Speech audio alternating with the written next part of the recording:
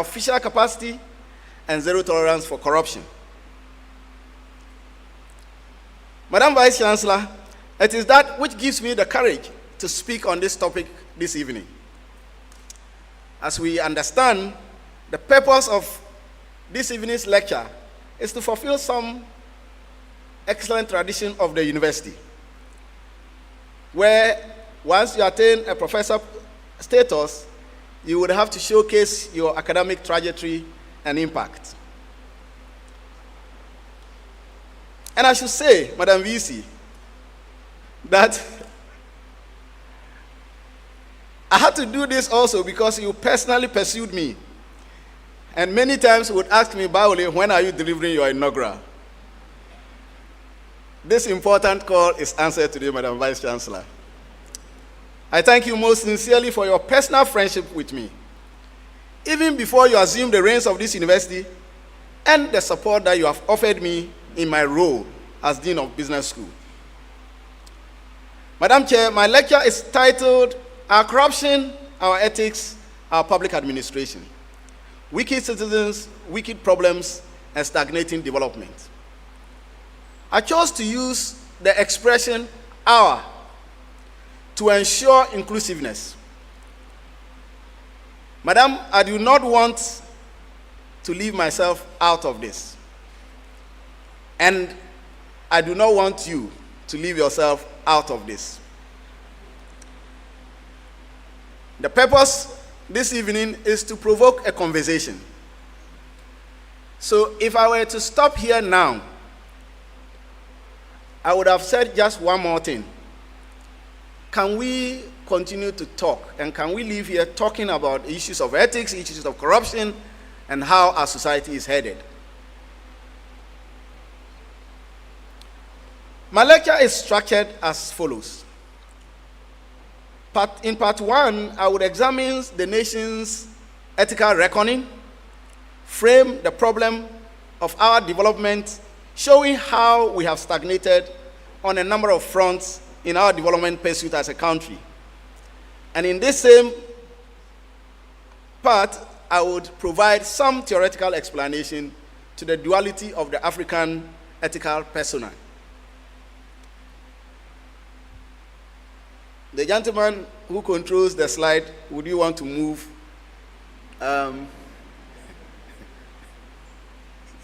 Thank you.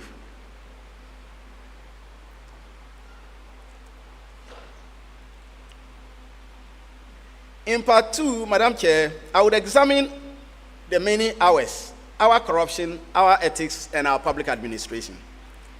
I will look at the role of citizens and wicked problems in this milieu of merry-go-round in our development discourse.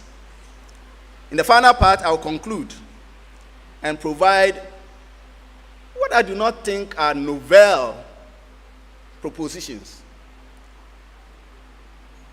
but still important to be provided. And I will show just a little bit of the work that I've done at the Scholarly Works exhibition.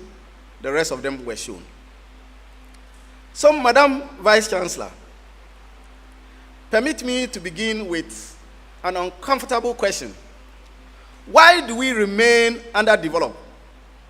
And if you're not comfortable with underdevelopment, you can use any expression. In spite of our plans, our policies, our resources, and our reforms. Is it because we lack technical expertise and competence? Or because our leaders are visionless? Or perhaps, as I propose this evening, because we have failed ethically, as individuals, as institutions, and as a nation? As I said, this lecture is a provocation. It confronts the reality that our development failures are not simply due to bad policies or inadequate institutions, but due to a profound ethical collapse that cuts across the fabric of our society. It invites a deeper look into ourselves, not just as victims of corruption, because that's what we often try to project ourselves as, but as active participants in the moral culture that sustains it. Yet, I'm sure those of us who are older here, see Professor Emeritus Vance Adai Mensah, older, would tell you that we have always not been like this. The Ghanaian society had abhorred corruption. In many traditional communities, those who were caught stealing or abusing public trust were ostracized or banished. Customary courts dispense justice not only to punish wrongdoing but to reinforce ethical norms. Often, the ethical manifestations were expressed through taboos, proverbs, chieftaincy institution, and folklore. The chieftaincy institution, though sometimes compromised today, was originally a moral institution entrusted with upholding truth and justice. The contradiction between this heritage and today's moral crisis must be interrogated. Why has a society that once valued honor and communal ethics succumbed to a culture of impunity and moral relativism? Have we, in embracing modern bureaucratic structures, abandoned the very moral codes that gave African public its coherence and accountability? This lecture engages three intersection themes: corruption, ethics, and public administration. I argue that Ghana's development crisis is fundamentally a moral crisis. We face what scholars call wicked problems, and these are exacerbated by the wickedness of our collective behavior. The claim that we are innocent victims of corrupt elites is no longer tenable. In fact, the everyday practices of citizens perpetuate a cycle of normalized corruption. Until we recognize our shared complicity, Madam Chair, there can be no meaningful progress. I'm not here to make an alibi for corrupt public officials and their private sector accomplices. They already are heavily criticized, and I urge us to continue to do so. Madam Chair, I will now proceed to show how countries that were similar to Ghana at independence have progressed in the last 6 decades, beating Ghana on all important development indicators.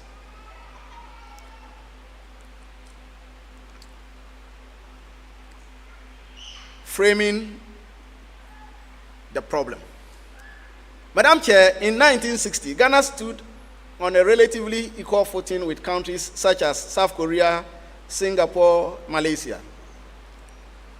All were emerging from colonialism or conflict and were classified as developing nations.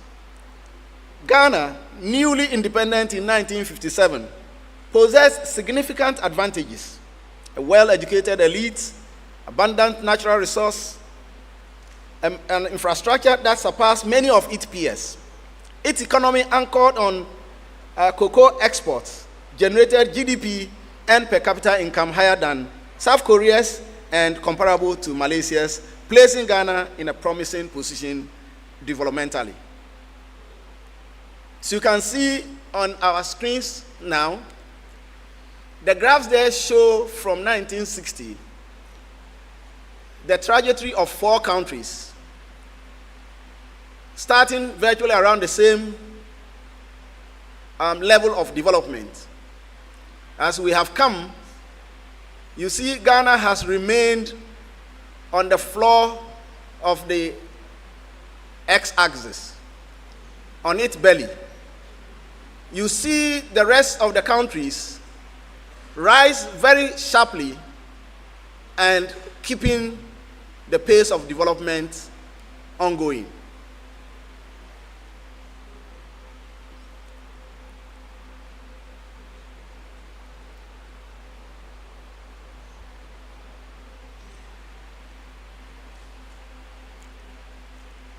Yet, over the past 6 decades, the trajectory sharply diverged. South Korea and Singapore became high-income economies. Malaysia moved to higher high upper middle income status, whilst Ghana remained a lower middle income country. It gets worse when you look at real development indicators.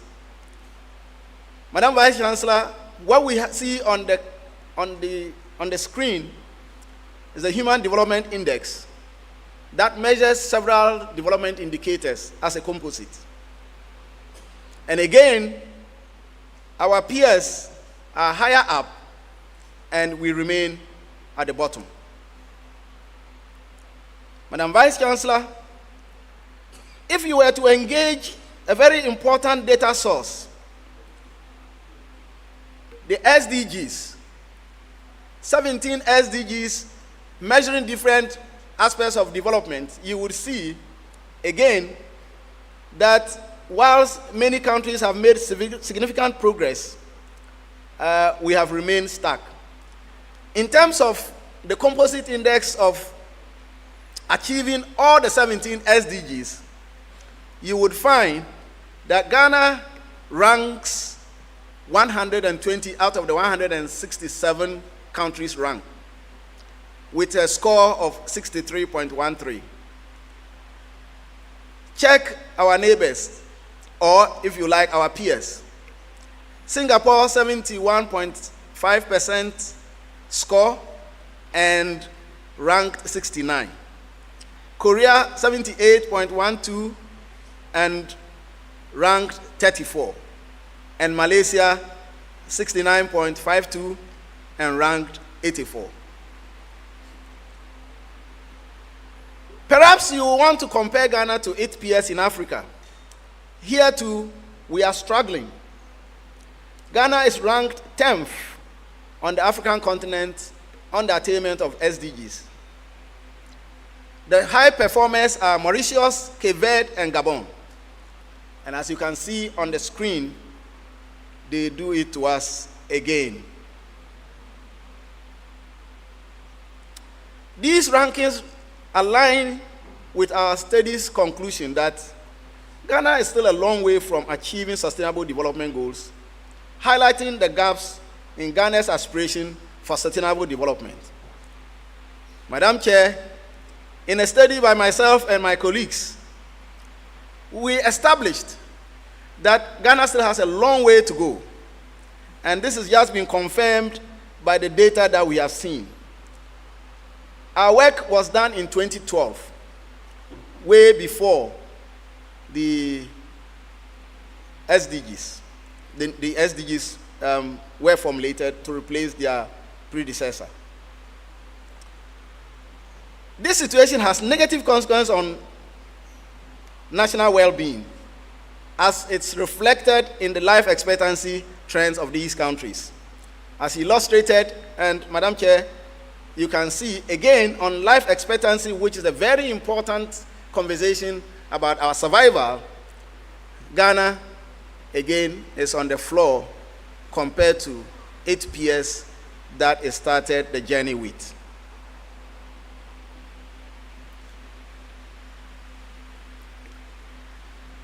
Madam Chair, governance metrics amplify this narrative.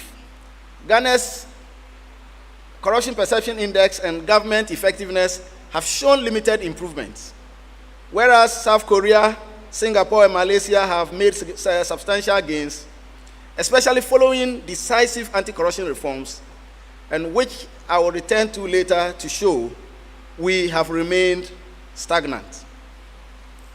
Nonetheless, it will be inaccurate to claim that Ghana has remained inept. Over the past 3 decades, several institutional reforms have been made.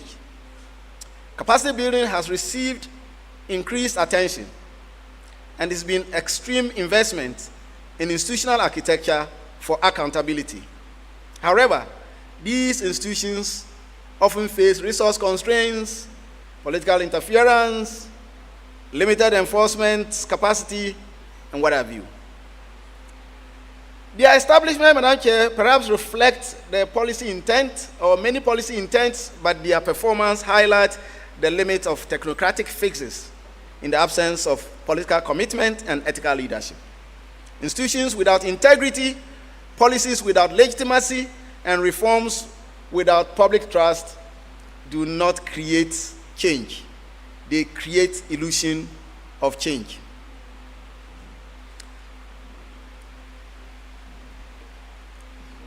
Madam Chair, when the abstract of my lecture was shared, I received a lot of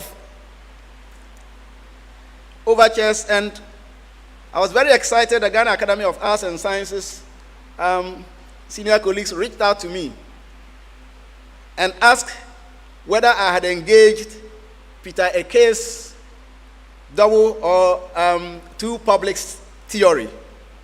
And I responded, yes. So I show it here to you, senior colleagues.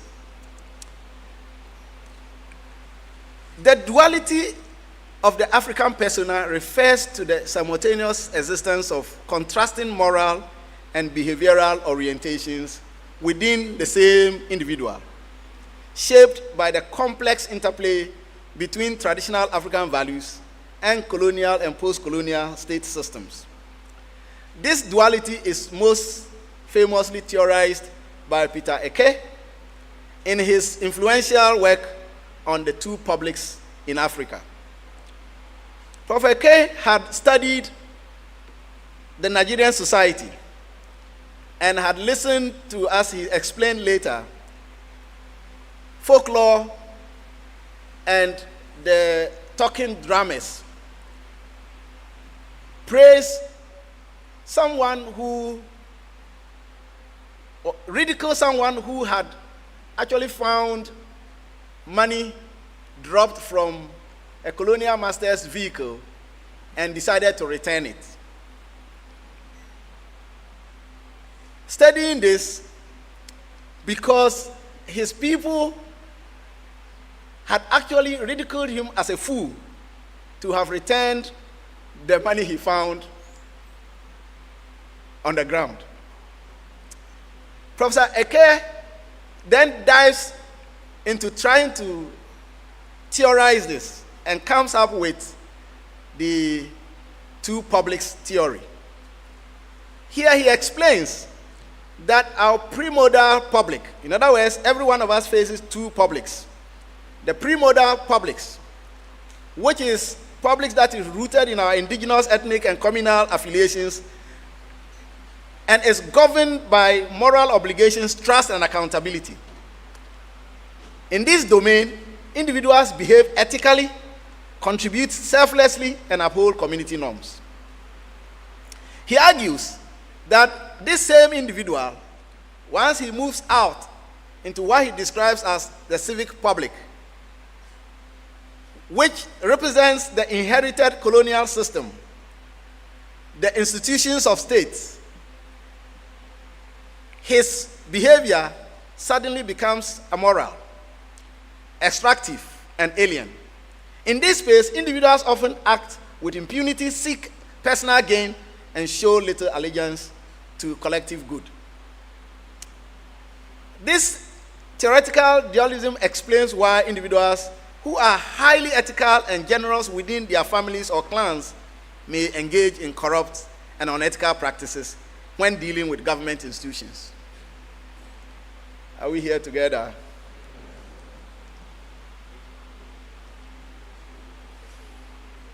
So next time you find yourself behaving differently in these two publics, we have told you why you do so. But this is not the only theoretical explanation to this. Professor Ofsted is a great scholar of culture, and he draws on his cultural orientation to explain that Africa is a collectivist society, and that in collectivist societies, the African persona is shaped by strong social expectations to prioritize group loyalty over personal rules. Individuals switch between group loyalty, what I refer to as the layers of collectives, depending on where they find themselves. So, Madam Chair, if Ghana was playing today against Argentina, all of us as Ghanaians would identify as a collective whole. We will support Ghana. If we finish that, and there was a match between Asante Kotoko and Accra House of Folk, we are divided. We immediately recoil into our nearest collective. And in Africa, the nearest collective is our family and our ethnic orientation. Madam Chair, this moral duality results in moral ambiguity, where ethical behavior is not consistent across domains, leading to a fragmented identity. The African persona becomes one of compartmentalized ethics shaped by history, culture, and institutional distrust, explaining persistent challenges in governance, accountability, and nation building. Madam Chair, I'm mindful of time. So, what do I mean by corruption? I'll now proceed, ladies and gentlemen, to give a little exposition. While corruption is often defined in the literature as the abuse of entrusted power for personal gain, I define it as the decay of the shared moral fabric of society, a collapse in the generally accepted norms of right and wrong, which is not merely perpetuated by a few bad actors, but exploited by all who find advantage in the system's ethical erosion. Corruption in Ghana is not merely a social ill, it is our daily reality, our administrative inheritance, and tragically, our moral convenience. It is both the unseen force distorting development and the very hand reshaping public institutions for private gain. It thrives not only in government contracts and procurement processes, but in the quiet acceptance of bribes for basic services, the silence of those who know the truth but say nothing, and the exhausted wave of citizens who have stopped believing that integrity is even possible. The Afrobarometer and the Transparency International are key indicators for measuring corruption, and they sing the same tune on corruption, and that corruption is widespread, it hurts deeply, and is on the increase, and sadly, that there is systemic vulnerability to its powerful fangs. For instance, in 2024, 74% of respondents to the Afrobarometer survey said that corruption has increased somewhat or increased a lot. As you can see on those graphs, the one with the lines is the Afrobarometer that shows the statistics that I just talked about. The other bar graph there shows the corruption perception, the corruption perception index of Transparency International. As you can see, this is Ghana over several years. From 2012, Ghana has never recorded a single 50 mark. CPI measures over 100, and the higher the score, the higher the level of no corruption, if you want to put it that way. So the lower your score, the lower honorable worry.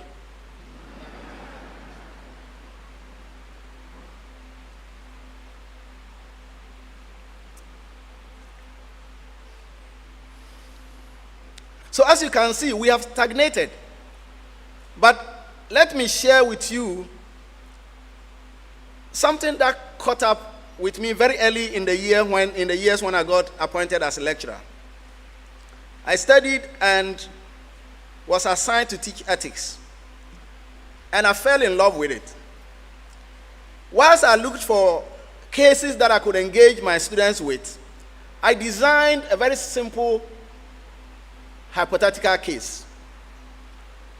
In this case, I built a story around a typical civil service employee or public servant.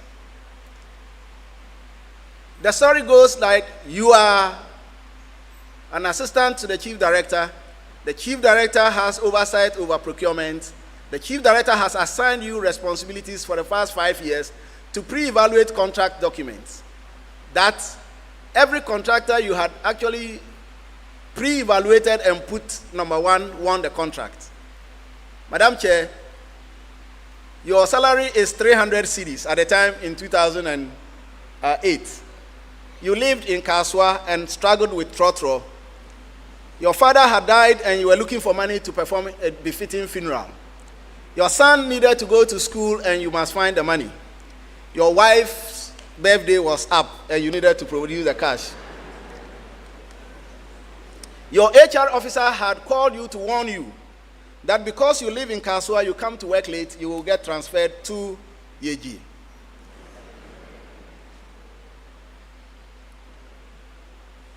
A contract comes up for award. Your boss calls you and hands over the document to you and says to you, please do this quickly, Monday we will meet. On Saturday morning, a contractor you know very well comes to see you in your house. Young man, you know me, I have capacity to deliver this project. But I know that there are equally competent contractors. But I need this job. I have here, and the contract is worth $10 million. I have here $50,000 and keys to cars that I bought for my son, who never used it because he went abroad. Please take this as my commitment to the deal, and that if you do the right things, we shall celebrate afterwards. And then he hands over the envelope to you. Madam Chair, once we read this case in class, I would typically ask the students, and typically this will be prior to discussing the topic on gifts and bribes. So the students will be asked to discuss whether or not this is a gift or a bribe. In most instances since 2008, about 99% of the students will say this is not a gift. And then the first question, I have 10 questions following this. Would you accept the gift? And the result is what you see, Madam Chair. So once they agree, the question is, will you accept the gift? 55.6% of the students say, yes, we would accept the gift. Then I said the next question, if you were sure that this is not a setup, in other words, sir, gift away, fine, it's very, very clean. Will you or will you not take? The percentage goes up to 58.7%. Then I introduce a constraint. If you were not sure, it looks like this is Anas or Manasseh Azuri. Will you or will you not? The percentage drops to 29.4. If your salary was higher than 300, perhaps 5,000, percentage drops to 35.7. If you could get a loan from the bank to finance the constraints that you currently face, percentage is 35.7. If you were sure that an anti-corruption agency will find you out, would you 16.5% say yes, they will?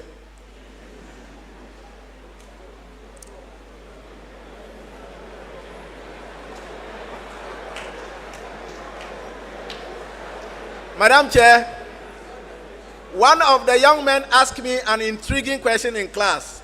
He says, sir, did you say the money was $10 million? I said, yes. Did you say that the man brought $5,000, $50,000? I said, yes. I said, Papa, we need $3 million, Papa. And then he asked me the follow-up question. Sir, do you make $1 million in a year? I said, no. He says, okay, if I take $1 million from this project and they jail me 1 year, 2 years, or 3 years, I could still come back and enjoy the loot, huh?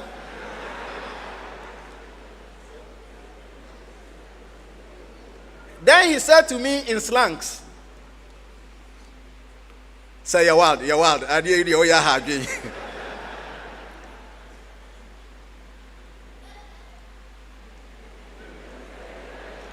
Now look at it. We said if you were sure that when caught, you will get jailed. 13% says, yes, we will take the bribe.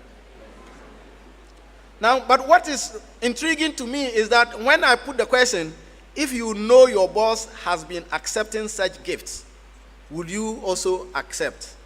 51.5% of the people say, if my boss has been accepting, I will accept. So if you are here and you are a boss, like I am at the business school over my colleagues, my behavior has significant implications for what others do. Then I pose a religious question. If you were not religious and you were sure that there was no heaven anywhere, would you accept the gift? 58% say yes, if there was no heaven. And if they were not religious, they would accept. And the reason why our religious institutions would have to play a critical role, and thank you, Chair, Church of Pentecost, for sparing your time with us to join us. Thank you so much. When we ask the question, would you, in a situation like this, consider shame as a barrier? 39.4% of the people says, yes, they will consider shame as a barrier. But a significant number, almost 60% of the people say, no, shame is not a barrier. In other words, you can do what you want to do. Madam Chair, the role of leadership is critical, and our study on public sector leadership, subordinate ethical diffusion conundrum actually outlines how leadership plays a critical role in the ethical and moral temperature of the organization. It's estimated that, and you can look at the next study. In that study, we engaged business people to establish the extent to which corruption actually hurts their businesses. And a significant number of business people tell us that most times they are forced by necessity to play ball, and that if you did not, you would not survive. It's estimated at approximately 3 billion, and honestly, I have thought that this statistic of $3 billion lost in Ghana to corruption is a hugely understated figure. This is because the corrosive impact of corruption extends beyond the public sector into the very heart of private enterprise. Our research on corruption, on its impact on private sector business group reveals a sobering reflection and reality. Statutory bottlenecks, opaque procedures, excessive bureaucracy, bureaucratic discretion have created an environment where bribery has become a common go-to strategy.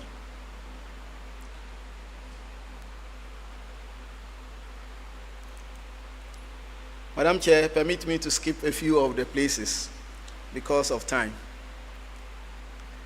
I want to shame a couple of people. Professor Peter Kote says, I will do 2 hours because I talk too much. As a teacher, I eat from talking, so what else can you expect? Whereas it is widely acknowledged that corruption is a major impediment to our national development, we remain collectively unprepared to confront it. Those of us who dare to challenge the status quo do not go scot-free. We do so at our risk.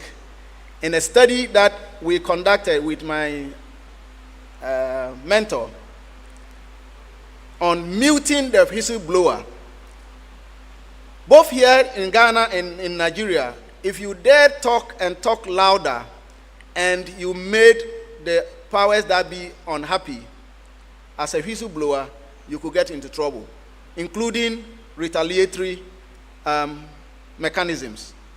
Although Ghana's whistleblowing law actually prohibits the targeting of whistleblowers, many people do not dare to do it because the force of the state may actually be turned against you for speaking up. So corruption in Ghana is not a distant something. It's not an abstract force. It is personal, pervasive, and deeply embedded in our everyday lives.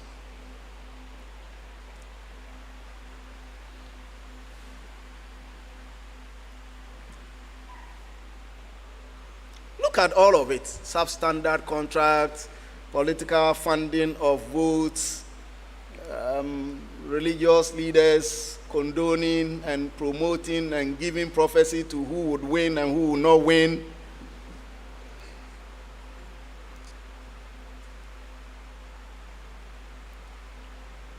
It's become a culture that's been normalized, marked as necessity, justified with the survival logic, and tragically, it's our corruption. But the African has a moral ethic and character. I am not a philosopher, but I enjoy reading philosophers' work, and one of our very famous, Professor Kwame Gyekye's work, is something that I go to when I'm looking for explanation for our behaviors. The African ethics actually places character at the heart of the moral evaluation. So in traditional Ghanaian societies, a person's moral worth was determined not by their status or worth, but by their demonstrated virtues: honesty, generosity, compassion, and integrity. A person with Subampa was celebrated, whilst one with Subambon was viewed suspiciously and socially sanctioned. Moral instructions came through our proverbs, but in sharp contrast, our public life today often reflects a departure from these foundational moral principles. Of course, Professor Peter Eke explains it somehow, but I've often asked myself the question, why can't we unify the publics? In many instances, character no longer determines honor and authority. Rather, material success, regardless of how it is acquired. The ethic of duty, so deeply rooted in traditional thought, has given way to the culture of entitlement and self-interest.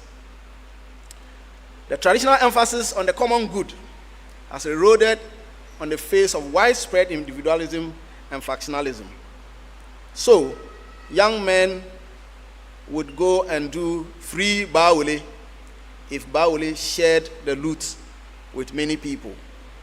In essence, while historical ethics championed character, duty, and the common good, today's public sphere often reflects their decline.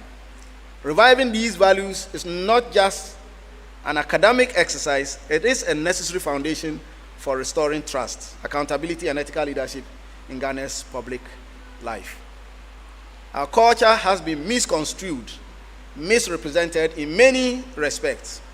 Our gift culture has become the bane of public officials and often used to justify corruption. But what has our public administration got to do with it?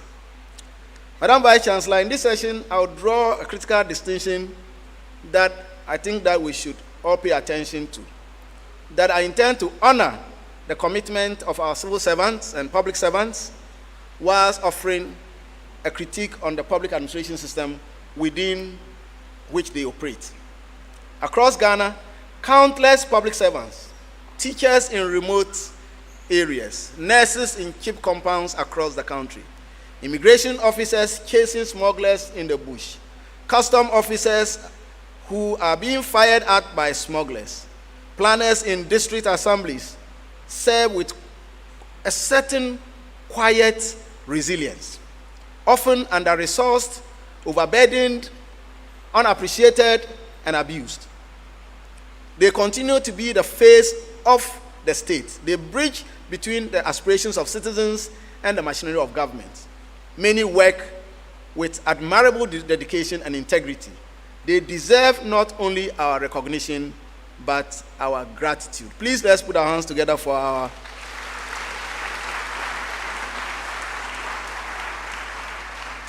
But Madam Chair, we must not conflate the hard work of individuals with the effectiveness of the system. The truth is, stuck.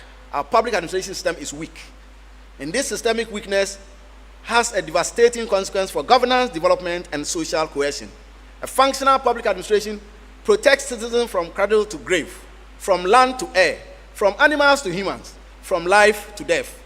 It ensures that a child born in a rural clinic survives and is registered, that buildings do not collapse due to failed oversight by planning authorities, and that our rivers are not decimated by illegal mining while environmental agencies turn a blind eye. That our air is clean, our food is safe, and our roads are regulated, and even our cemeteries are dignified. Madam Chair, I suffered a shock when my church went to bury somebody at the Medina public cemetery. After the pastor had finished praying and we started moving away and they were going to lower the soil on the casket, the brother of the deceased jumped into the pit and took the pickaxe and started breaking the coffin. And I screamed because I've never seen anything like that. We know how we adore our dead. So I went back to try and find out why. Is he drunk? Is he crazy? What is happening? And then I was told, if he didn't do that, we would not get back to Legon. They would assume the casket. They would strip the dead body naked. They will pour the dead body on the bare floor. They will carry the casket, wash the clothing, and go and sell them. And that day, I couldn't sleep. And I told myself, please, when I do this, take me to my village.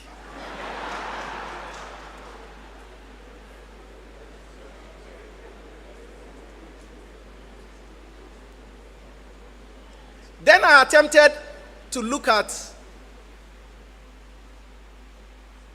cemeteries around, and story after story, reports by media houses. Our cemeteries are ransacked, discredited, and so as you sit here, you steal plenty money. If you die, you go and meet those guys in Medina. Several aspects of our research has shown that our public administration systems are weak. In our study on environmental impact assessment processes, we find that the process that was actually meant to create engagement and participation by the citizens have become something else. So whilst it is termed public hearing, now the public is being read to. So the communities actually go hearing the people rather than being heard. Madam Chair, several such instances exist, and our studies have documented significant weaknesses in our public administration system. But a public administration system that is weak is typically not a panacea for trouble, except if it intersects with wicked citizens. And the reason why, Madam Chair, I titled this section of the lecture, Wicked Citizens. And then I've been asked many times, who is a wicked citizen? We are a very beautiful people. Ghana is often celebrated globally as a peaceful, hospitable, and a warm country. The term Ghanaian hospitality is not a fluke, and we invoke it with pride. Yet beneath the surface of this collective admiration lies a paradox, what I have provocatively termed in this lecture, wicked citizens. It's not a term I use lightly, but one I deploy to foreground the troubling contradictions between public image and our lived realities. As I've said, cemeteries are desecrated. Why will a public official, if not for wickedness, import, as you can see in your screen, vehicles, let them rot, build houses, let them rot. And I have a video of 4 minutes or so, because of time I decided not to include it, where a young man documents these abandoned projects across the country, running into millions of dollars in a country that goes to seek bailouts from the IMF. Madam Chair, it only takes wicked citizens to do so. It takes wicked citizens to expect their children to be moral when they go buying exam scripts or exams for them. It's only wicked citizens who will loot graves. And it continues. But why do wicked citizens survive? And why do they continue to? Because of wicked problems. And our public administration system has seized or has not been able to address the challenges of wicked problems. And the wicked problem is one that has multiple scenarios, difficult to address, such as corruption, such as environmental degradation, and as we have now.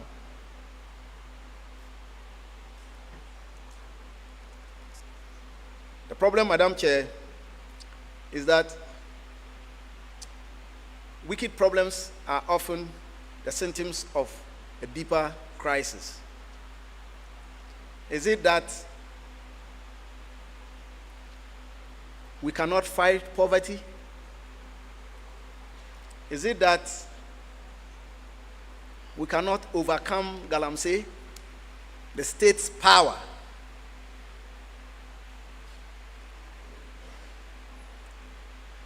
So wicked problems survive because we have a weakened public administration system. So despite these, our responses have remained stubbornly managerial. We continue to deploy performance indicators, reform blueprints, donor frameworks, strategic plans, in the hope that technical solutions will suffice. But wicked problems are not susceptible to technical fixes. They demand adaptive and ethical leadership. Leadership that mobilizes citizens, embraces complexity, and grounds actions in values. Now I can imagine that my time is up. In our work, the culture of rhetoric in performance management in Ghana's civil service, we discover that literally everybody scores 90% during performance appraisal systems. But the same person that scored 90 is angry with the institution and cries that the institution doesn't work well. A 90 scoring public service should have a 90 performance rated public service. We have become so interested in managerialism, which has put our ethics in disarray. Madam Chair, permit me to scroll down and go towards my conclusion. I'm happy to share the slides of my lecture and the lecture itself for those of you who are happy to engage further. As I conclude this lecture, I invite you to confront a defining question: what must we do? How do we, as a nation, respond to the stubborn systemic corruption that corrodes our institutions, demoralizes our people, and drains our collective wealth? There are those who argue that systemic corruption in Ghana is too entrenched to be undone, that it is part of our culture, and that meaningful reform is a fantasy. This situation is as a result of our past, where we thought a big bang solution, such as killing suspected corrupt officials, would suddenly lead to the end of the canker. And in this slide, very big people, heads of state, military generals, lined up and shot in an attempt to curb corruption. But, Madam Chair, history of other countries tells a different story. Many developed societies today were once steeped in pervasive corruption. For instance, between the late 19th and the 20th century and early 20th century, American politics was dominated by patronage, bribery, and machine politics. Yet, through a combination of sustained pressure, civil service reform, and a consistent prosecution of corrupt officials, the U.S. transitioned from a systemically corrupt country to one of, until recently again,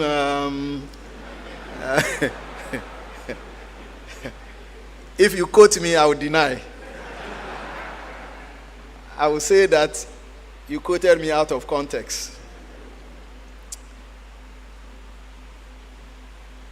So it's possible to do something. What is striking is that the transformation was not achieved through dramatic revolutions or sudden big bang solutions. It was incremental. It was uneven. It was painfully slow.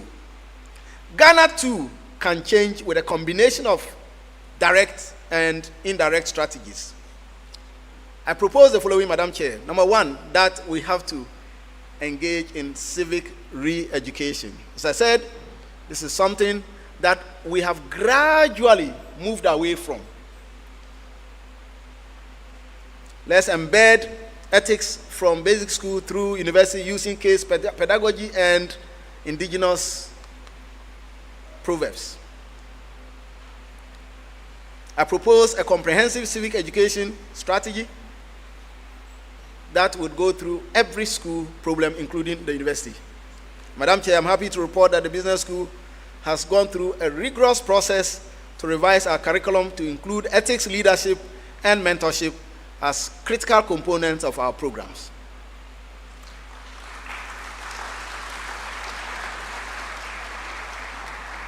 We have also ensured that all our master's programs have at least one subject on ethics related to the particular discipline.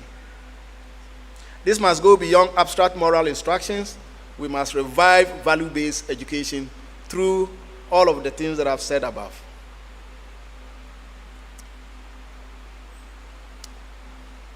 In this regard, again, let me commend the Church of Pentecost that organized the National Development Conference. The conference that drew key actors from across Ghana and which culminated into the development of a national moral vision. And as you can see, this document is ready now. And I'm a member of the committee that's working on this, and we've presented this report to the chairman of the Church of Pentecost. And as I understand, there's great conversations going on in government circles on this. A 10-point strategic document. Ethical education, ethical and morally driven political leadership, ethical family values, ethical and responsible public service, morally sound chieftaincy and community institutions, and the director for PEMEM is also the Church of Pentecost person in charge of the chieftaincy ministry. Morally upright and responsible faith-based organizations, ethical and responsible media and entertainment industry, ethical and responsible private sector, ethical and responsible civil society, ethical and responsible youth development. Madam Chair, I pray that this strategy will find support in all of us, and as a people, we would be on the road to recovering our moral malaise. Number two, please let's saturate the public sphere with narratives of integrity. Madam Chair, one of the most underutilized tools in the fight against corruption is the power of positive storytelling. While our media is often flooded with tales of scandals and misconduct, we must make a deliberate effort to saturate the environment with narratives of integrity. Narratives of integrity. Now, I tell a very small story. In my house, my children know that you can't take gifts because I don't take gifts in my public life. And then I traveled to the US and met a cousin. And I said I needed an iPad. So when he was driving back to the airport, he drove through Apple shop and picked an iPad that had my name on it. So a gift. And then I came, my daughter closes, gets to school, and says, "Daddy, you bought an iPad?" I said, "No, Uncle Jacob gave it to me." Then she frowned and said, "Daddy, you took a gift?" Then I said, "Yes, from Uncle Jacob." He says, "Yes, but that's still a gift. But you cannot make rules and not follow them, Daddy. If you say no one should take gifts, why do you go collecting gifts?" And that afternoon I had to struggle to explain why a gift from Uncle Jacob was different from all other gifts.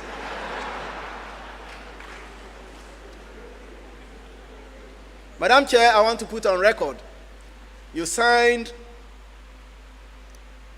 cut the sword for the construction of a building for the University of Ghana Business School that's worth over 200 million cedis.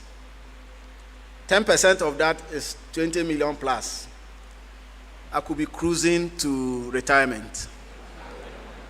But our contractors are here, our consultants are here. Myself and my team members, who is led by Professor Dateban, who is the chair of the committee, Professor Amidu, and the rest of them, Bakan Kruma, no one took a bribe of 1 cedi. We insisted from day one that if anybody attempted, we should be notified and the individual will be brought to book. I say with pride that we have said the only bribe we want is to have the project commissioned and our names on it. So, Madam Vice Chancellor, a special appeal, please commission it and put my name as part of a hand. When you put your name, then you put my name at the bottom. Because we didn't take a bribe for the building. And it's a magnificent building. I pray you drive through there and you see.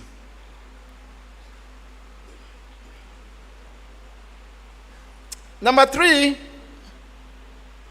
ethical leadership. Madam Chair, let's tie promotion and many other things in the public service to what I term periodic integrity audits. The people who get promoted from director to chief director to this to that, have we done an ethical audit of them? Are they the people, as I remember in Yeji, one policeman got nicknamed One Ghana? Are they the same? But otherwise, I think it's important. Number 4, I think, Madam Chair, what we have failed to do as a people is that we expect people to be ethical when we have not explained and taught them what ethics is. I know that the public services, and I'm happy that the 2 big men, Public Service Commission, in fact 3 big men, Public Service Commission, Head of Civil Service, Head of Local Government Service are here. So if you take all of them with your Director Generals, public services are covered. Please, let's make ethical training mandatory. Elsewhere in the developed world, you would have to sign up at the beginning of the year that you have taken an ethics training to be allowed to log into your computer to be able to work. We cannot expect people to be white when we haven't shown them what white is. And that's why it's important that ethics training is important, and we must do it with all of the energy that is required. Madam Chair, we also need to encourage whistleblowing. I had always taught my students, I teach whistleblowing as one of the topics, and we usually would go into theory and say we are a collectivist people, and we are usually not happy to blow whistle on our people because we love to keep until we got oral. When oral came up, and the number of people, as we understand, who were willing to volunteer information so we can arrest people, actually confirmed or maybe disproved my earlier held position that people will not blow whistle on others. So let's go ahead and do it well. And I'm happy that the president is talking about it. As you can see, President Mahama recently said, hey, if you blow the whistle on an illegal miner and we recover loot, you will get 10%. That is what the law on whistleblowing says. If you blow the whistle on me, I steal the building, or I take some money and you blow the whistle, and they recover the money, you get 10% of it. If you didn't know, that can become your job, right? You go around, looking for people that you can snitch on and go and collect your 10%. And if you become a successful whistleblower and you get 10%, remember me in your paradise.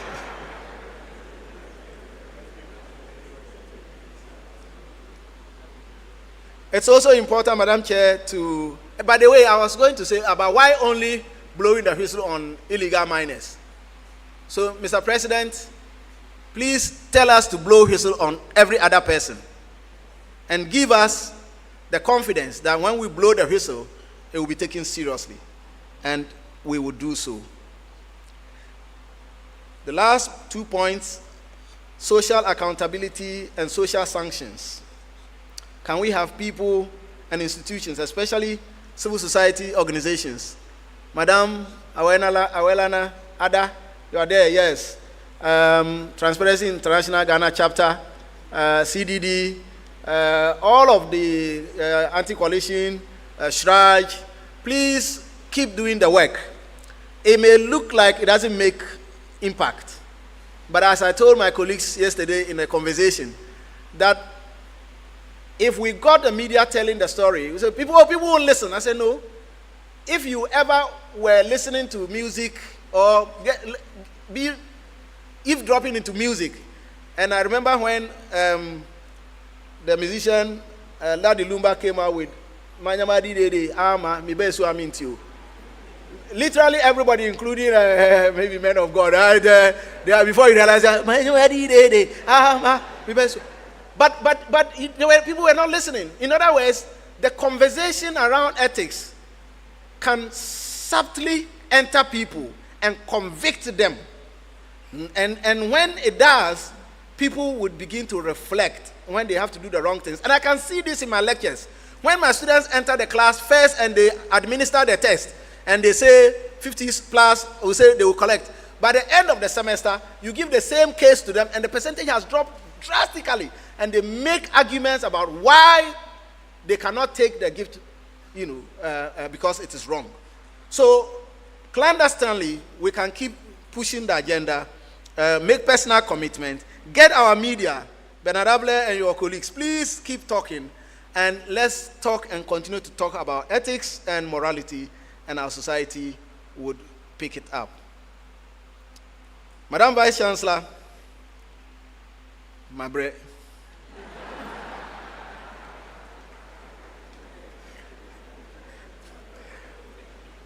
But I conclude, because I cannot come here and talk about what we should do. I conclude by, I told you the story of no gift. I also maintain a complete zero tolerance for corruption, and I have opportunity and network.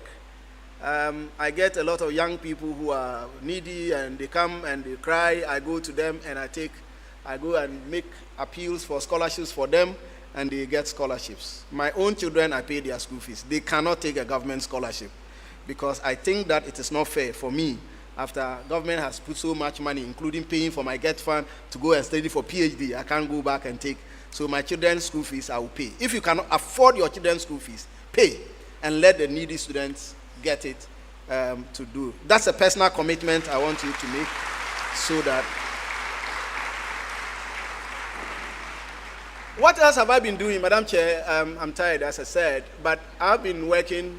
Part of the things that we do on a daily basis is to support our colleagues in the civil public services to do their work well.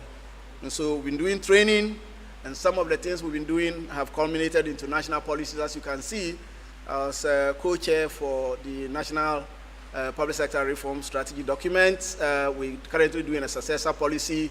The other ones you see there are national documents for tracking climate expenditure, and national designated authority, which is also within the climate space. There are several other things that we have done, Madam Vice Chancellor, to support the growth. I also love to teach, and I do a lot of training across Parliament. Thank you, Head of Service. for the invitations to engage your people, CLOSAC people, and all of them. I teach, and my ethics class will typically teach on culture misconstrued and misrepresented, where we look at gifts and bribes. We talk about culture misconstrued and misapplied. We look at culture and ethics, and we debunk the notion that we are corrupt because it is cultural. We talk about conflict of interest, we talk about corruption, we talk about whistleblowing, we talk about promoting ethical behavior, giving voice. In other words, how do we empower people who stand for the right things to be able to speak that out and to talk when they see wrong. We also take our students through promoting ethical behavior, the compliance approach rather than the command and control approach. We take our students through promoting ethical behavior through integrity approaches, and we take our students through promoting ethical behavior through leadership and institutional approaches. Of course, we ground all of these in theories of ethics, and I borrow largely, and I still remain a student of philosophy. I borrow largely from philosophy, and so if I made any philosophical flaws, please forgive me because I'm still a student of philosophy. Thank you very much, ladies and gentlemen.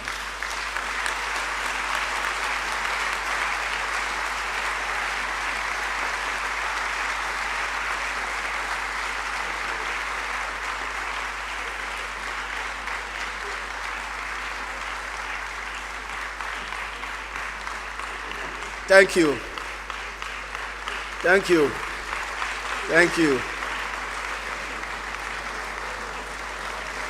Thank you.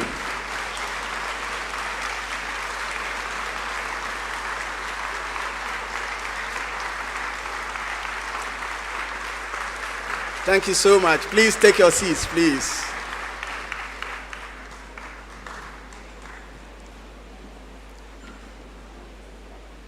Madam Chair, permit me to give a few acknowledgements.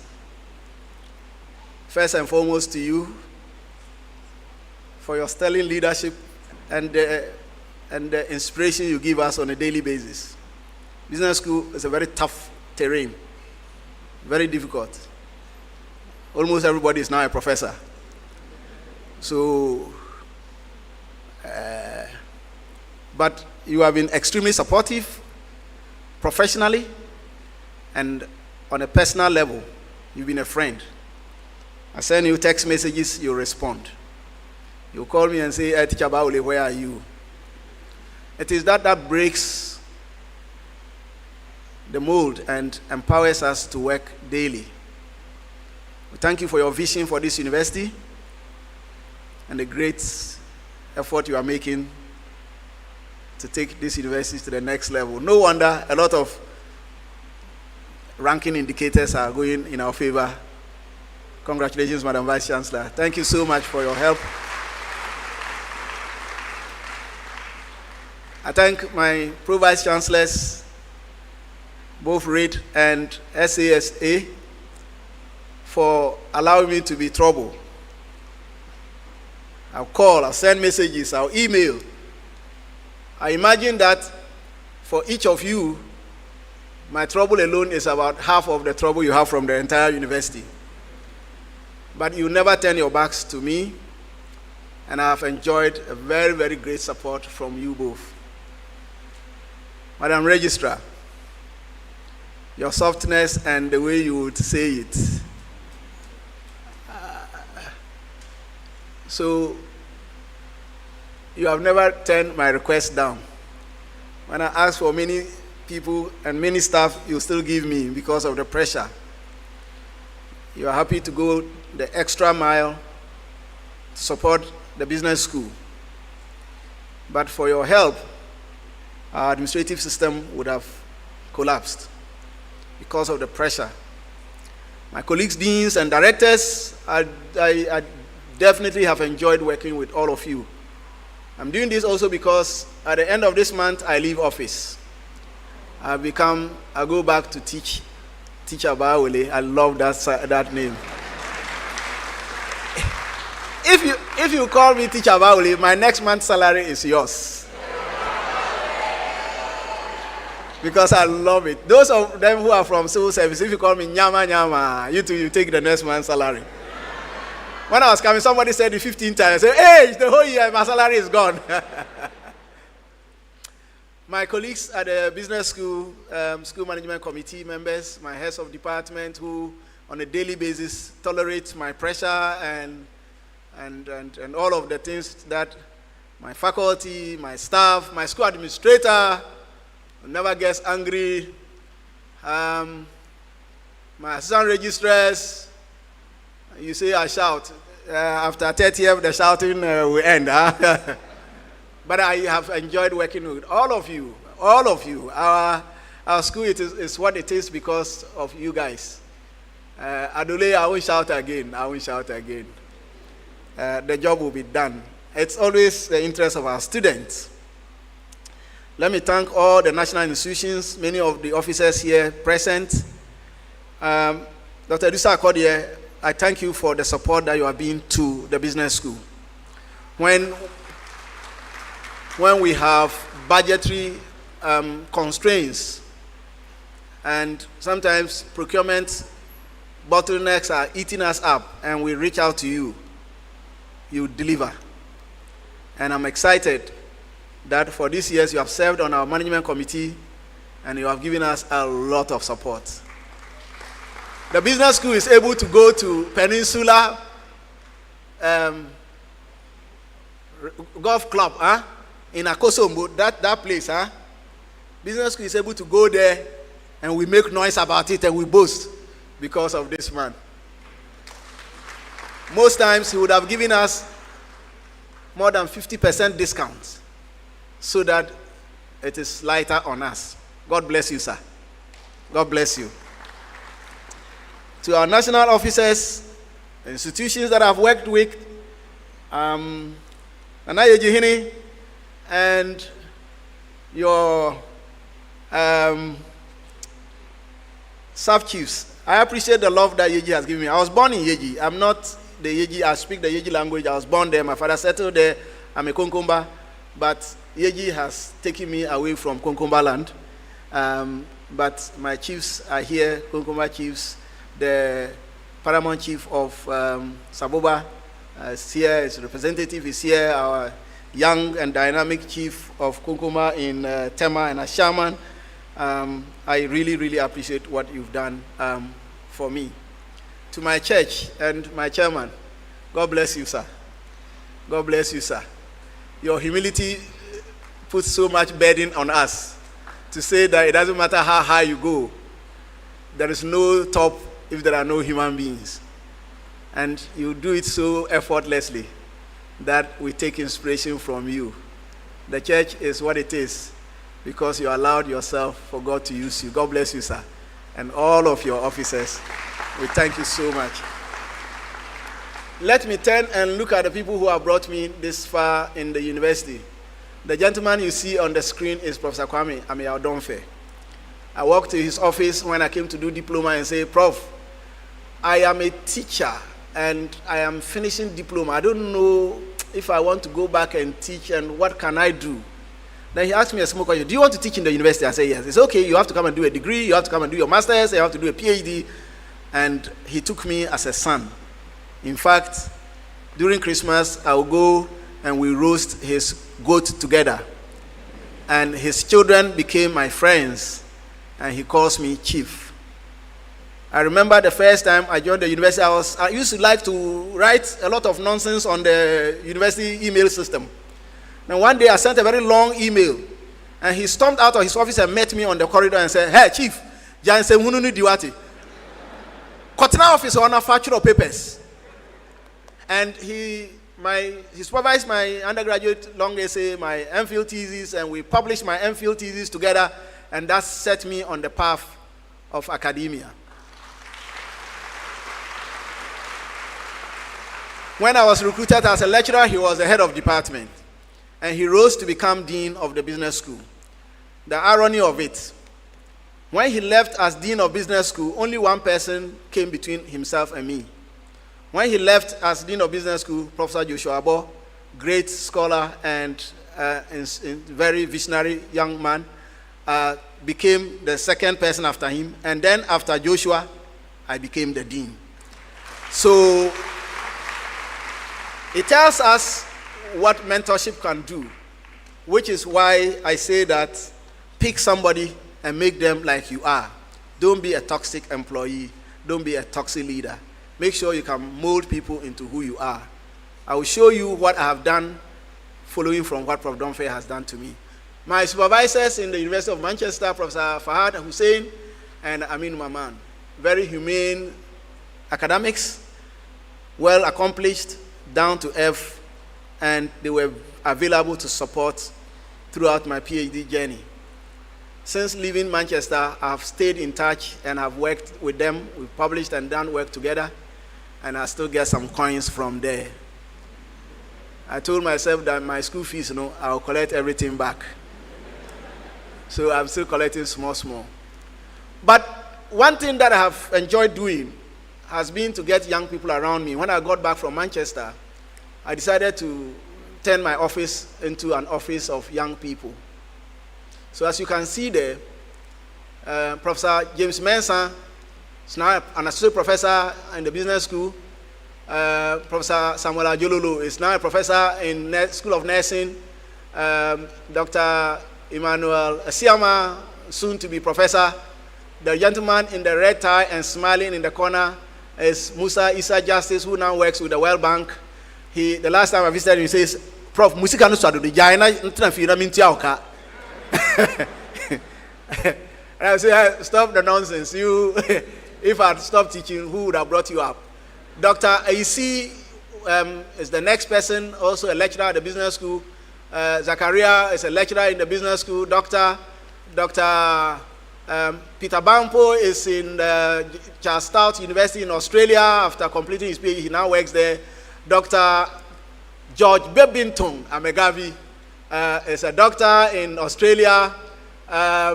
Dr. Anthony Nkrumah is a senior lecturer, I think almost, at UPSA.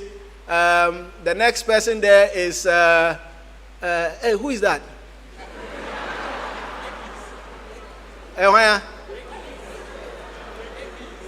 Ekins, yes. Very young, dynamic, also doctor in the business school. Dr. Esi Ansan, Esi is a doctor in Gimpa. The next person there is, Tony, Professor Anthony Kumase, is that correct? Associate Professor at UPSA of Management. The next person is Solomon, currently pursuing his PhD in China. The next fair-colored young man is David. David is currently pursuing his PhD in Australia. The next person there is Kizito. Kizito is currently pursuing his PhD in Australia, or is it US? And then Richard Bano is in his PhD in the USA. Oh, this guy, a friend is saying. Nuchuga was comfort-loving and very fragile. And I tell him, hey, boss, you are a man, please sit up. He's now pursuing his PhD in the USA. The next person is Alex Osekojo, who has finished his PhD and working as an assistant professor in the USA. And the list continues, several other people. And why? Because I told myself that I want to replicate myself. So if you came to my office around 11 p.m. in the night, you would think it is morning. Everybody is there. We work, we go on retreats. They will come and say, Prof, Charlie, then some of them, I'll sort them out. Now it is their turn to sort me out. Madam Vice Chancellor, I'll finish right now. Forgive me. If I leave these days, I won't get it again. So, they were discussing that they want to buy me a V8. Please do it quick. Huh? that one will not be the gift. As I said, you people, it will be gift in the house. Is there something else? Let's go, and then I would acknowledge my family. I have here, before I come to that picture, I have here my brothers from Yeji. I've been speaking English throughout. As I said, I was the only one that got opportunity to go to school. The rest of them, so the conversation we have had this afternoon, I'm sure that they haven't heard a thing. So, Honorable Dula Abdu, your Honorable is the gentleman I said he stopped me from running to the village. He works with NADMO. And they are ngani fisherman and the numu me. Fisherman and the numu. Fisher. Now, these are direct brothers. Some of them same mother, some of them same father, some of them uncles. And when my father was a big man, so anytime a relative died, he went to perform the funeral and brought the children home. So here you have Ndungum. Yeah.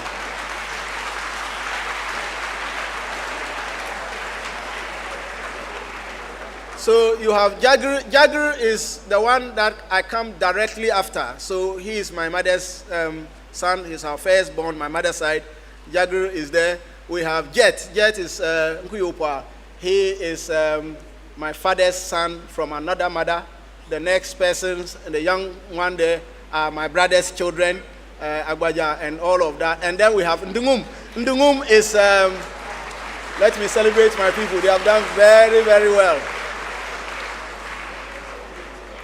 Ndungum is as an uncle, my uncle's son, but eventually live with my father. And then we have my mother's time up. Yes. Yes. So, and all of them, please put your hands together again for them, please. Please. Karame. And then I have my younger brother and director, registrar, Ghana Medical and Dental Council, Dr. Divine. Please let them see you with his wife, Dr. Lamisi Mbila.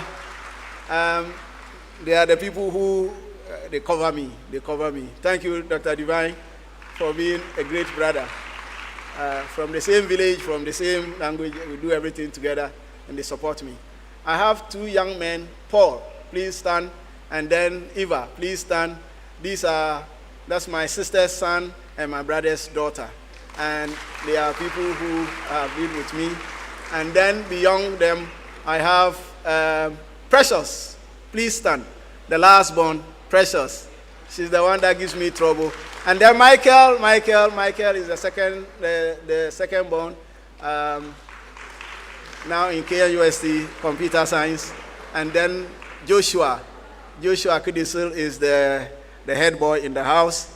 Yes. Head boy in the house here in UG, studying pharmacy. Hopefully, by the time my bones get rotten, he will prescribe. And then my sweetheart.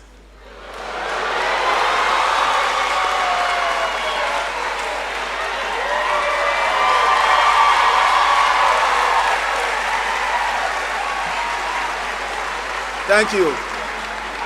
Thank you. Auntie Jane, I call her Boge.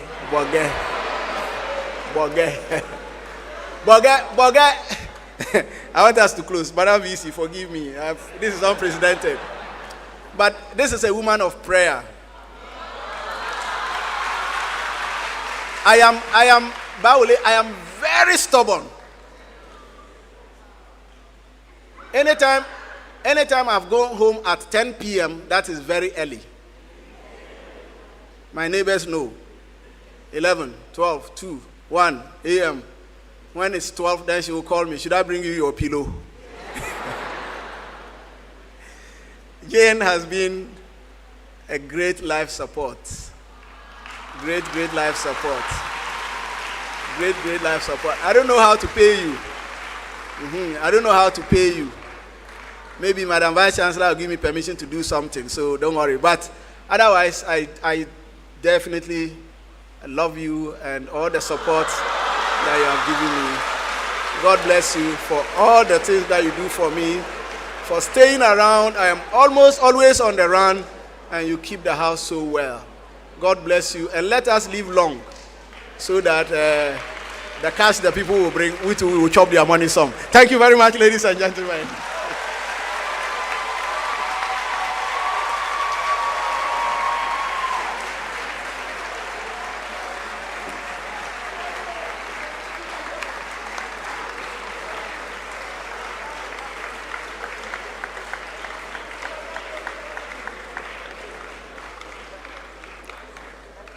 Let's give our distinguished professor another round of applause.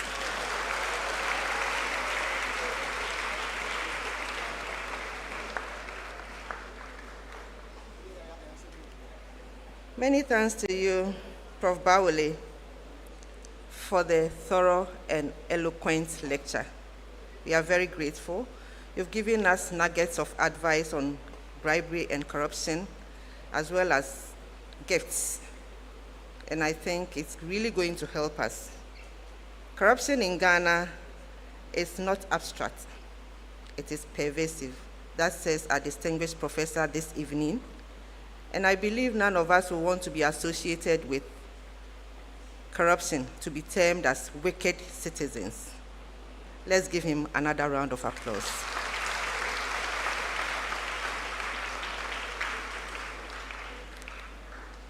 Ladies and gentlemen, it's now time to take a performance from the Ghana Dance Ensemble. And so I will invite the Ghana Dance Ensemble to come up front and give us a performance on Azeyilo. That's the name of the performance, Azeyilo. And according to them, Azeyilo is a Dangme phrase that means, is it witchcraft? This choreographed piece is scaled from one of the works of the Ghana Dance Ensemble in 2022.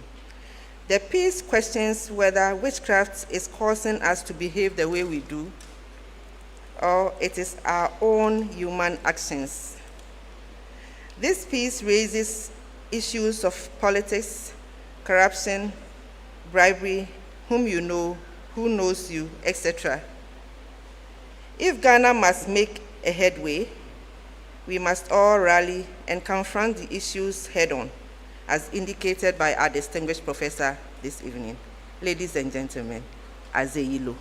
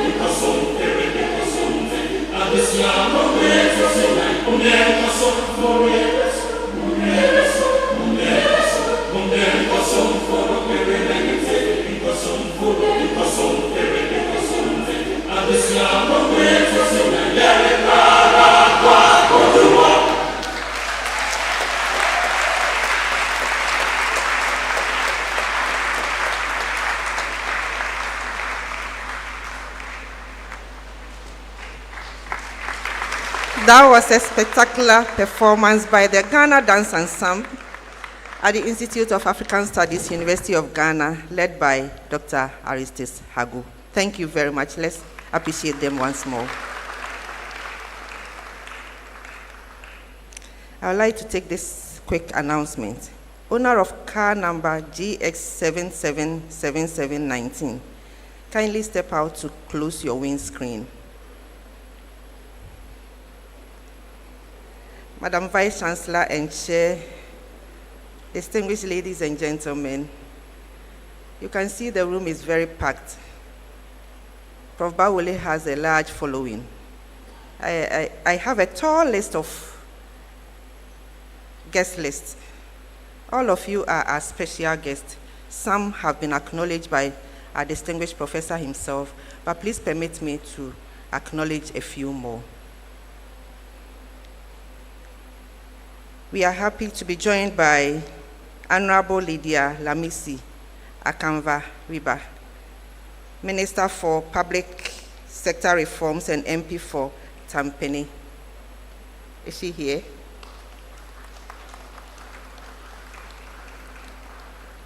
Okay. We have two of our former Vice Chancellors here, Emeritus Professor Ivan Adai Mensah and Emeritus Professor Clifford Niboitego.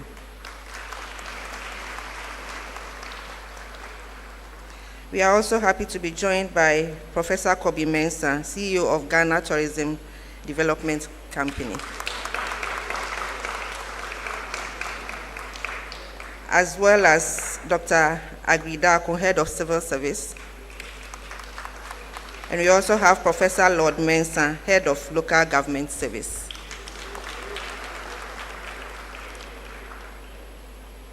We have with us Apostle Vincent Anani Dente. He's been acknowledged, but please give us a wave. As well as Apostle Eric Nyamiche, Chairman of Church of Pentecost Ghana.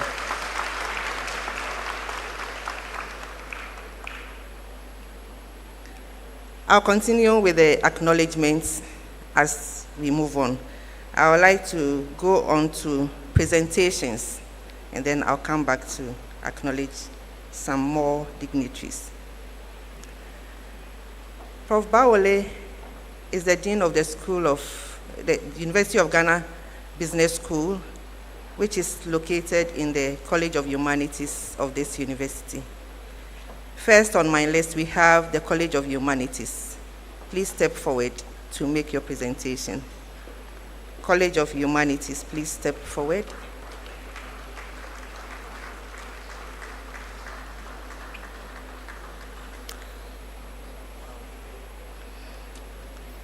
The University of Ghana Business School Management Committee should get ready.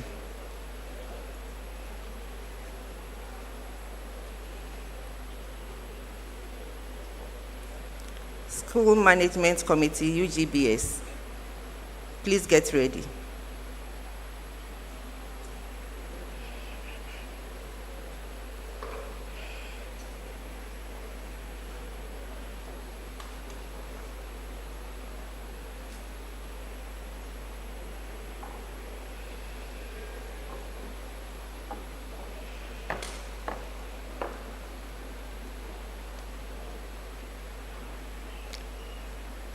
Faculty and staff of UGBS, get ready as well. Faculty and staff of UGBS, please get ready as well.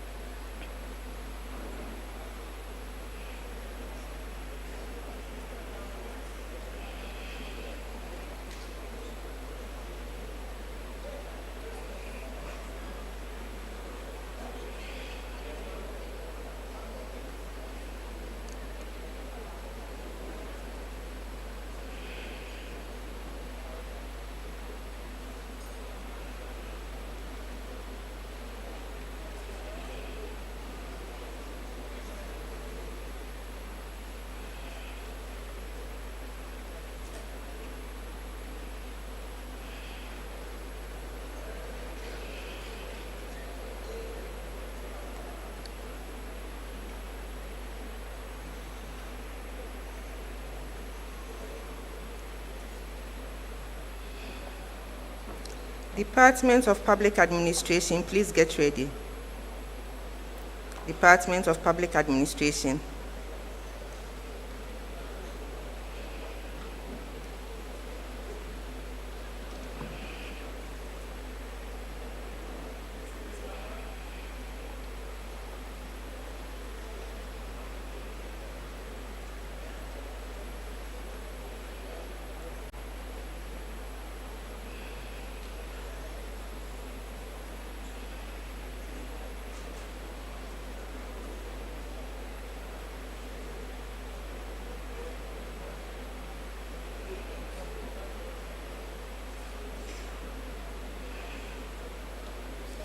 While Department of Public Administration is at it, Academic Quality Assurance Directorate. Academic Quality Assurance Directorate, please get ready.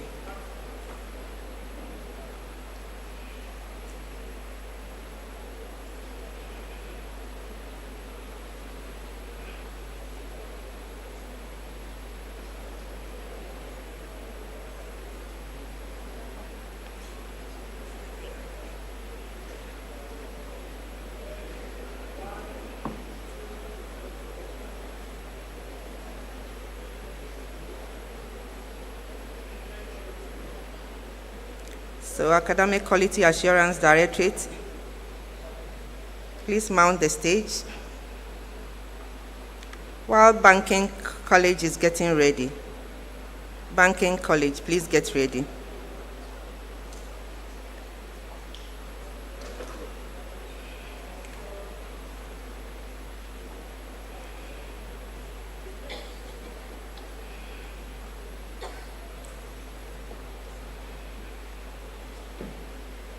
Banking College, are you here? Public Sector Reform Secretariat, please come up. Public Sector Reform Secretariat.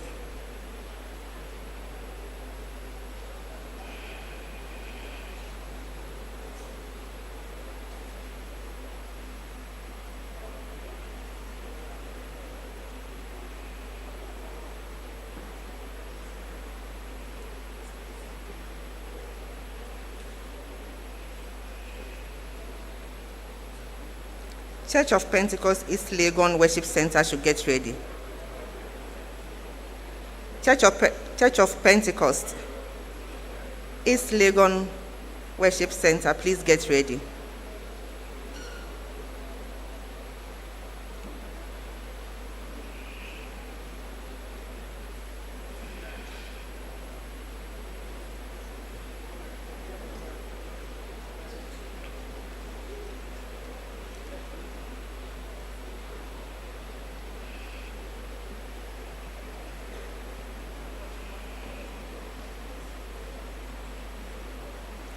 Baobab should also get ready.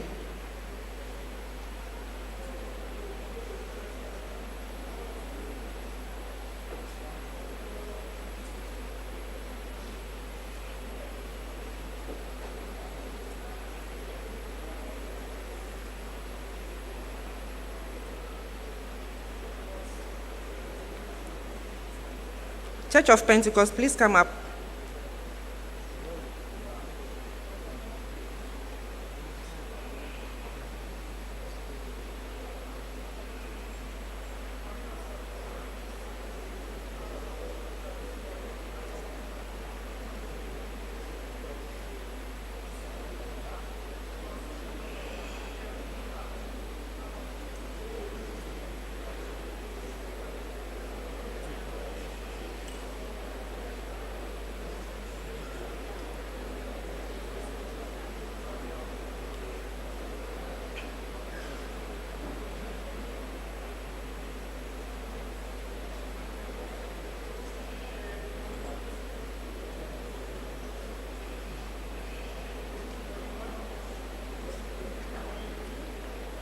Baobab, are you here, please?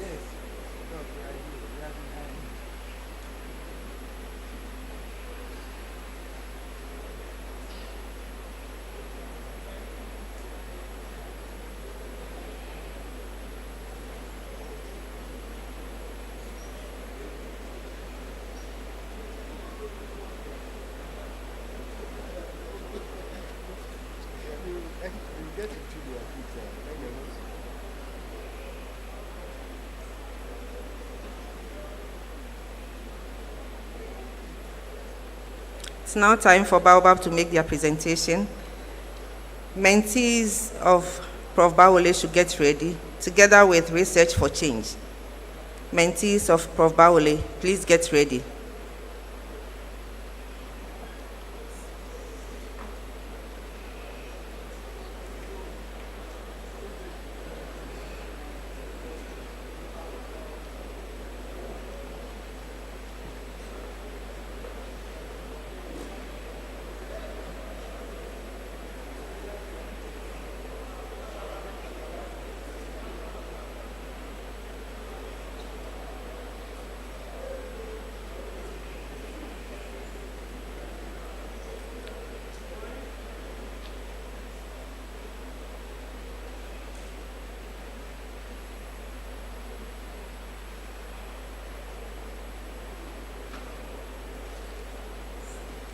Mentees of Prof. Bawole.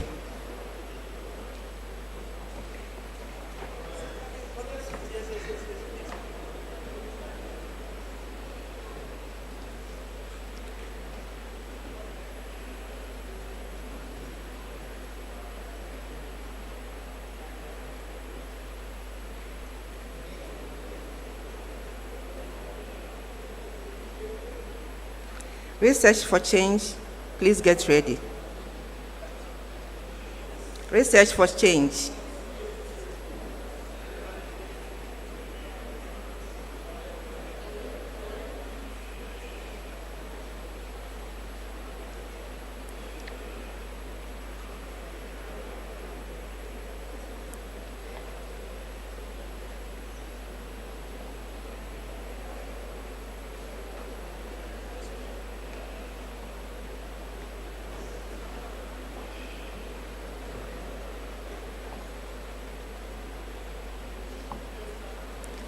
Before I call the last group, I would like to announce that we also have a tall list of presentations, and we cannot take everything in here, but there is a desk outside. I'm careful not to use the word gift.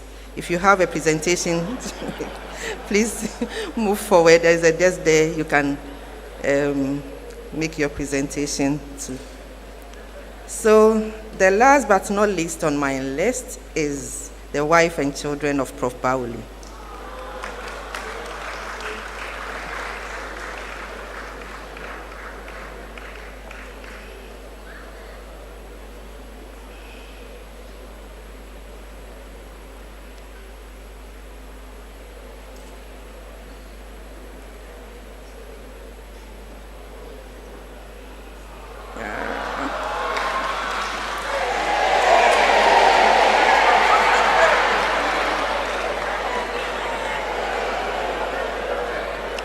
Prof. Bawole, your pastors are here.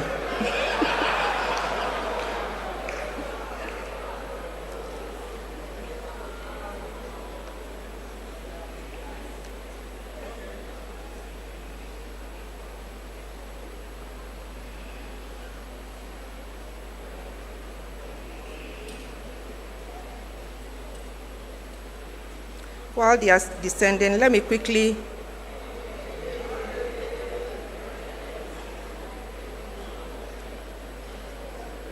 acknowledge Professor Kofi Buzia, Pro Vice Chancellor of Pentecost University. And I also have Professor Samuel Kwekubonzo, Rector of GEMPA.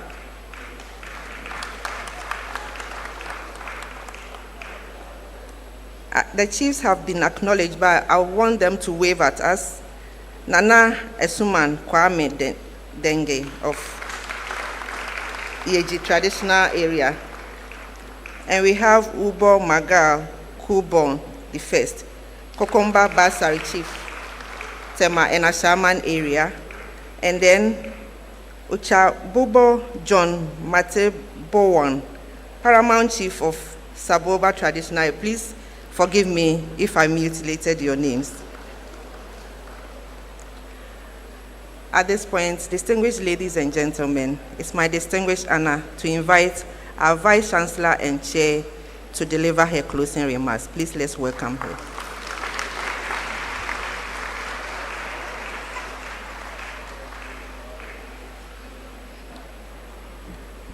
Thank you, Director, Public Affairs. It's been a long evening, but we'll be out of here very soon. Distinguished guests, ladies and gentlemen, we have just experienced a stirring lecture. And this is what I call a national provocation disguised as a scholarly presentation under the auspices of the UG Inaugural Lecture Series.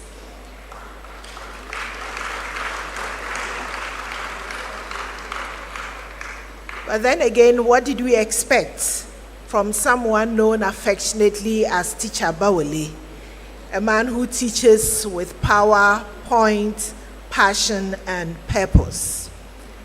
This evening, Professor Bawole has not only held up a mirror to our society, but also added a magnifying glass.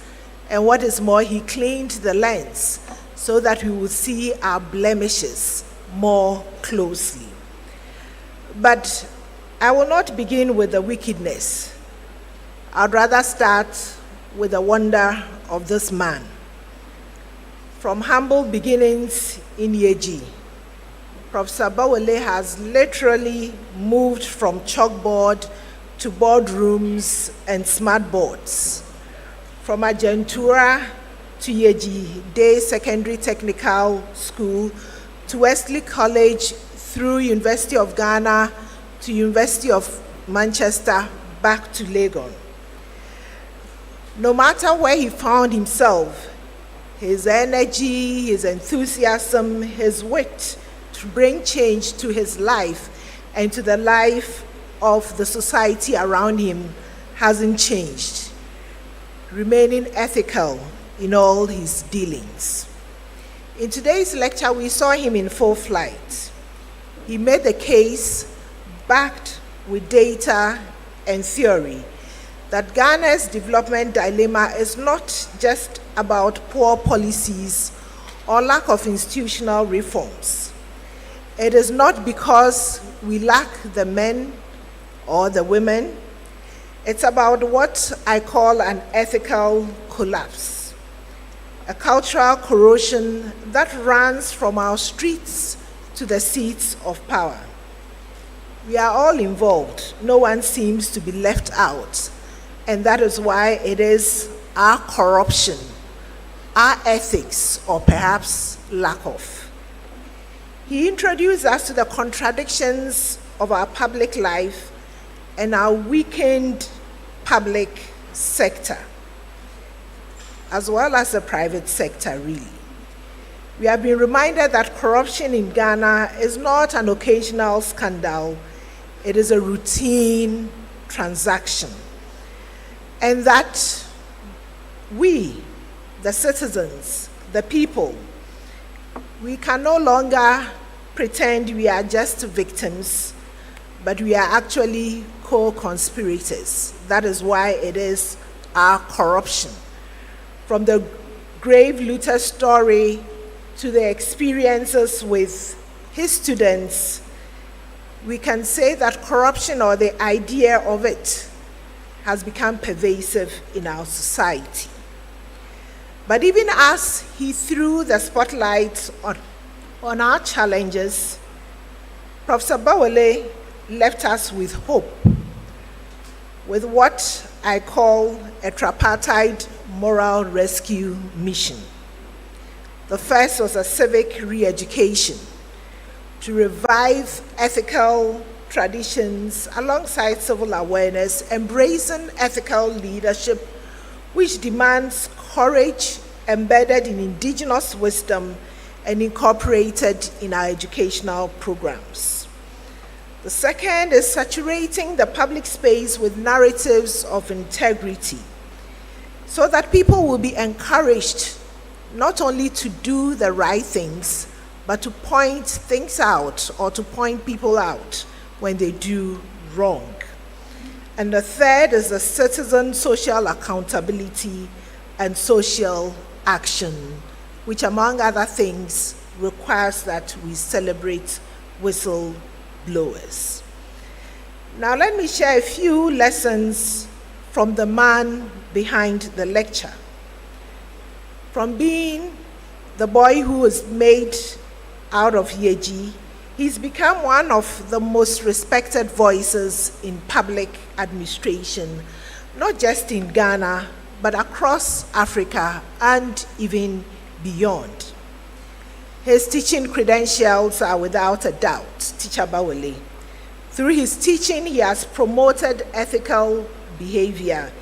He stayed away from corruption and bribes, especially while leading a business school through transformation. And he has built not just structures, but people. And through it all, he's remained anchored by his faith, his family, and I would add, a prayerful wife. Now I'll end this evening by saying that tonight we have laughed, we nodded, sometimes we cranked a little, but I believe that we also learned. We learned why, or we were reminded of what is stagnating the growth of our nation. And I believe that all of us who are here, we would want to see growth in our nation. And so, Professor Bawole, thank you for being the kind of scholar who speaks truth with clarity, walks integrity with courage, and teaches even wicked citizens that it is not too late to become better people. Ladies and gentlemen, I believe that it's in order that we give another resounding applause to this courageous son of our land.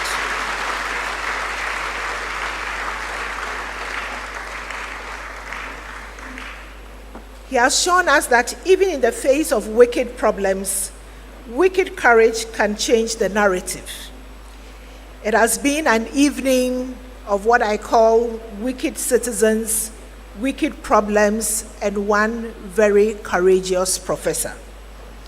I hope that you not only enjoyed this evening, but also you are taking some lessons with you, which will help bring transformation to our dear nation. And on a lighter note, Professor Bawole doesn't take gifts. So please, once we close, pack all those presentations and take them to the VC's lodge. Precious, we will meet there and have a discussion over that. Thank you all so much for coming. Do have a good evening, and let's see you again next time. Thank you.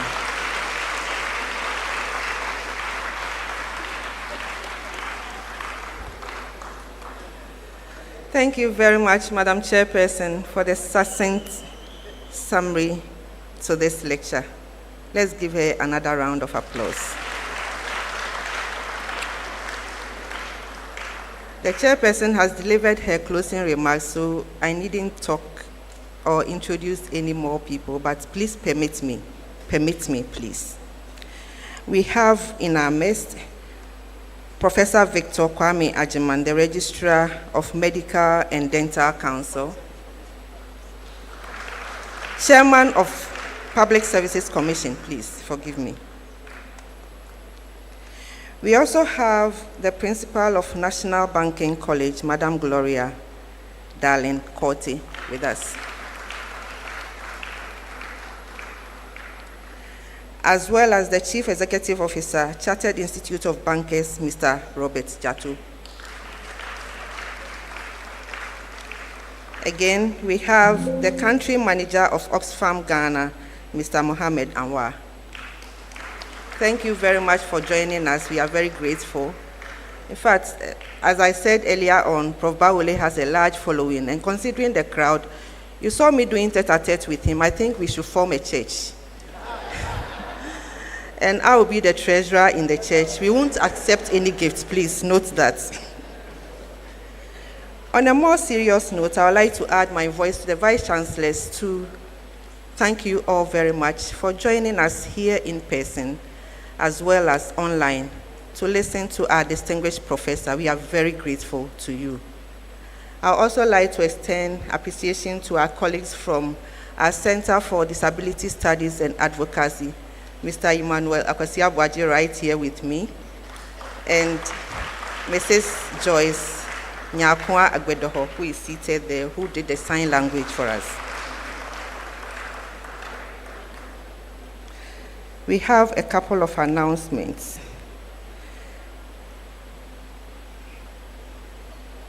Prof. Bawole will be hosted at our radio station, Radio Universe 105.7, on 16th July, that's coming Wednesday, at 8 a.m.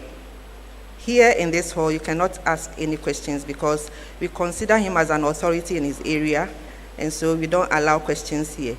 But once he appears on Radio Universe, you can tune in with all your questions and concerns, and he will be there to answer them for you. So please, on Wednesday, 16th July, please tune in to Radio Universe 105.7 and listen to Prof. Bawole and get your questions answered. And I'm also happy to announce that we are currently live on Radio Universe 105.7, as well as on University of Ghana social media platforms. We have a number of upcoming programs. when you turn to the back cover of the brochure, we have the last inaugural lecture there. And this will be delivered on 31st July by Professor Regina Apia Opon at the Noguchi Memorial Institute for Medical Research, and she'll be speaking to the topic, the potential role of medicinal plants in Ghana's healthcare system and economy. You wouldn't want to miss this. It will be same time here at the Great Hall, 5 p.m. Don't miss it, please. Congregation ceremonies will take place on 25th and 26th July. So we want you to take notes, but more especially to members of convocation, kindly return your gowns. There's a desk out there. Return your gowns so that they'll be loaned for you to use for congregation. Academic Affairs Directorate has a desk at the forecourt. Please return your gowns to be landed for congregation. For our order of refreshments, we have refreshments at the forecourt. That's the AA Kwapon Quadrangle for students, and on the north wing to my left for our special guests and members of convocation. For our order of recession, the platform party will recess first, and then the rest of us will follow, and we'll do some more group photographs when we step out there. Distinguished ladies and gentlemen, thanks once more, and please kindly rise for the university anthem. You'll find the lyrics on page 12 of the brochure and also on the screens.